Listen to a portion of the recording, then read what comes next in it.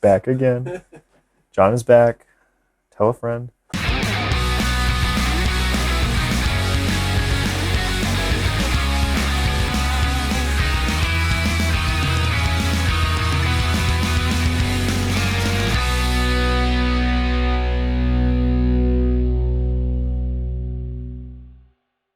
All right, so today I'm going to make a repair video about replacing the rubber bumpers that sit between the primary gear. I'm not sure what they call this, but the gear that goes on the back of the clutch basket and the clutch basket. And eventually they start to go bad and you get play in that primary gear. And while the primary gear sits on the shaft that goes into the transmission side, the basket itself could still move around, so you're causing movement in the clutch stack, which I'm assuming is not good. So anyways, yeah, we're gonna go through this. You have to replace all these rivets.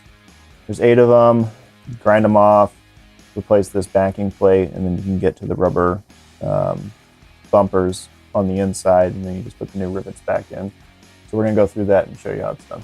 All right, so we're gonna grind off these rivets here. I'm not too worried about this metal backing plate because I bought a new one here to replace it with, and I think that's why they made it this way, so that way you can just, you don't have to worry about messing up the gear.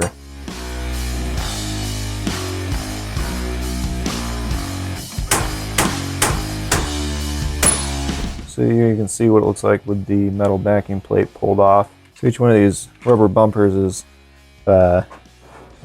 mounted on a perch off the back of the clutch basket. So you can just go around. These don't seem to be, well, maybe they are directional. It's got kind of a flatter side on one side of it. So just go around and replace them all. You can definitely feel that these are a lot harder than these. These are much more malleable. So my guess is that it's collapsed the rubber on the pressing side of this just enough to the point where this is probably collapsed, which is what's causing it to have that amount of play.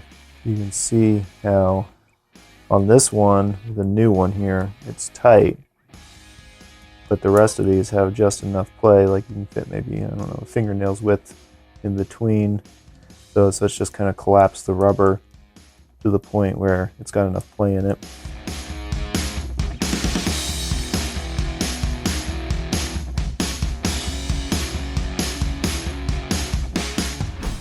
Now those are on, should be able to just drop on the gear.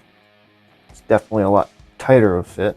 You can see that there's no movement in there whatsoever. So you got the new rivets here, but they've got a hollowed out end here. And so what you're going to do is put pressure on them from the back, or make it so that they can't push back through, but you're going to hit this with a punch, sort of similar to this one, but it comes down to kind of a wider point. You're going to mushroom the head of this thing so that it holds the new backing plate on here. So all these holes are going to line back up. You're going to put the new rivets in from this side. These slide in pretty easily. And then through the pressure plate, or not the pressure plate, but the this backing plate here. And then this head should mushroom around the back side, spread out, and hold everything in place. All right, so I got the backing plate on here. I got 2 rivets through there just to make sure the holes are lined up all the way. And I got this solid metal cylinder, and I got kind of a broader punch here that works. So I'm going to set these rivets on this steel block here so that they've got pressure on them from behind.